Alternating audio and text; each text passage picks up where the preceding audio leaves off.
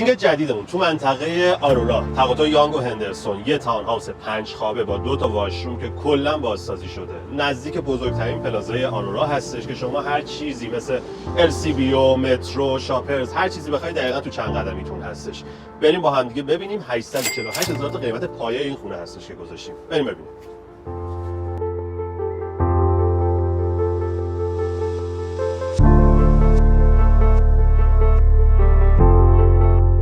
طبقه پایین با هم دیگه دیدیم که بکیارد یه اتاق خواب و یه سالن بودش. اینجا طبقه اولمون هستش که همونجوری که می‌بینید آشپزخونه رو داریم.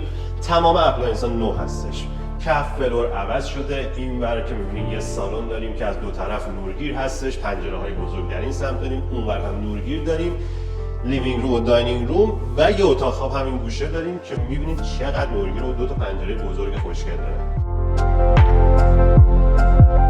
خب تو این طبقه ما 3 تا اتاق خواب داریم. این اتاق خواب اولمون بودش که با هم دیگه دیدیم. با هم دیگه الان میریم اتاق خواب دوم هم می‌بینیم که می‌بینید همینجوری که می‌بینید تمام اتاق خواب نورگیر هستش.